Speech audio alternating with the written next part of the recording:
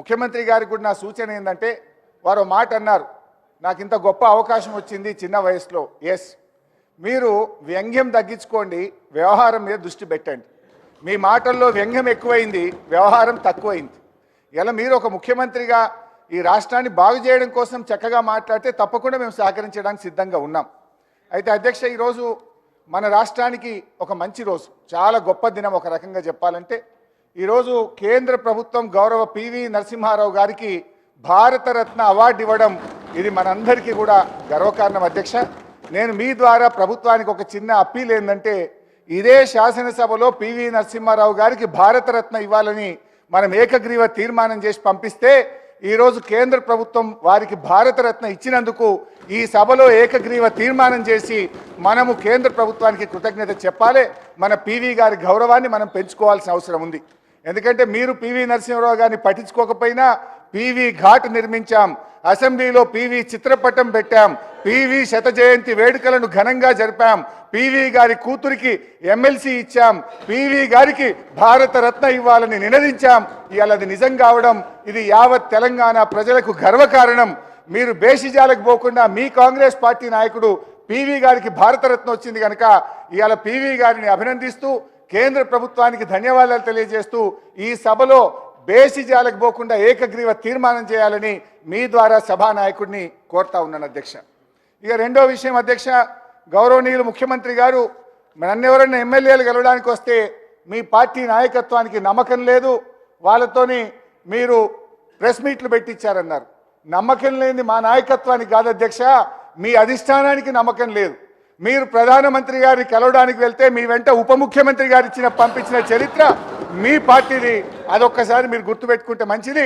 నమ్మకం లేని మా అధిష్టానానిక మీ అధిష్టానానిక ఇలా రాష్ట్ర ప్రజలందరికీ కూడా తెలుసు. అధ్యక్ష, గౌరవనీయ ముఖ్యమంత్రి గారు ఇవాళ జీతభత్యాల గురించి 1వ తేదీనే జీతభత్యాలు ఇచ్చామని చెప్పారు. ఇది పూర్తిగా సత్యదూరమైనటువంటిది. నిన్న 7వ తారీఖు దాకా కూడా ఉద్యోగస్తులకు జీతాలు పడుతున్నాయి. ఇవాళ ఉదయం నా దగ్గరికి కాంట్రాక్ట్ లెక్చరర్లు వచ్చి, అన్నా 2 నెలలైంది జీతాలు రాలేదు, అసెంబ్లీలో మాట్లాడండి అని ఈరోజు ఉదయం కాంట్రాక్ట్ లెక్చరర్లు నా దగ్గరికి వచ్చారు.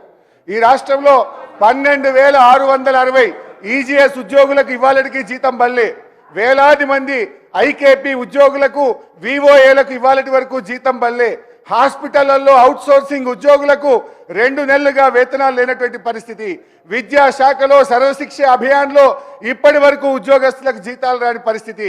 నేను మిమ్మల్ని విమర్శించడం కోసం చెప్తలేను, 1వ తారీఖు ఇచ్చినామని సత్యదూరమైన విషయం సభలో చెప్పారు. కరెక్షన్ చేసుకోండి. మీరు 1వ తారీఖు ఇవ్వలేదు, 6, 7వ తారీఖు దాకా ఇచ్చారు.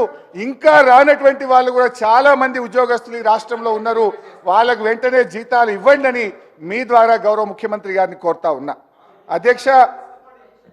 అధ్యక్ష, పెన్షన్ల గురించి గౌరవ ముఖ్యమంత్రి గారు మాట్లాడారు. నేను ముఖ్యమంత్రి గారిని నేనేదో సవాళ్ళు విసరడమో ఛాలెంజ్లు చేయడమో చేయగలుగుతా, కానీ మీరు కొత్తగా వచ్చినారు, ఇంకా పూర్తిగా పరిపాలన మీద గ్రిప్ రాలేదు, ఇంకా రావాలి, సమయం పడుతుందని మీకు నేను కరెక్షన్ కోసం చెప్పే ప్రయత్నం చేస్తున్నా. జనవరి నెలలో గౌరవ హరీష్ రావు గారు మీ పేరు తీసుకొని ఏదైతే మాట్లాడిందో చెప్తున్నా, ఆ విషయాన్ని పేరు తీసుకొనే చెప్పిండ్రు. మీరు ఆర్థిక మంత్రి అని నా పేరు తీసుకొనే చెప్పింది కనుక చెప్తున్నా. ఎస్, వారు జనవరి నెలలో వృద్ధులకు వితంతువులకు ఆసరా పెన్షన్ ఇవ్వలేదు. ఆ నెల పెన్షన్ వినండి, జనవరి నెల పెన్షన్ ఫిబ్రవరి 1వ తారీఖు 2వ తారీఖు నుంచి స్టార్ట్ చేసిండ్రు. అది ఫిబ్రవరి పెన్షనా జనవరి పెన్షనా? జనవరి నెల మొత్తములో ఆసరా పెన్షన్ ఈ రాష్ట్ర ప్రజలకు అందలేదు. జనవరి నెలలో ఇవ్వాల్సింది ఫిబ్రవరి 1వ తారీఖు నుంచి స్టార్ట్ అయింది. మరి అట్లా అనుకుంటే ఈ ఫిబ్రవరిలో జనవరిది ఫిబ్రవరిది 2 కలిపి ఇస్తే అది కరెక్ట్ అవుతుంది. కానీ మీరు గొప్పగా ఏం చెప్తున్నారు, 1వ తారీఖే ఆసరా పెన్షన్ ఇచ్చినామని గొప్పగా చెప్పుకునే ప్రయత్నం చేసి పప్పులో కాలేసిండ్రు. అది ఫిబ్రవరి కాదు, జనవరి నెలలో ఎగ్గొట్టిందని ఫిబ్రవరి 1 స్టార్ట్ చేసిండ్రు. I request the CM to stand correction.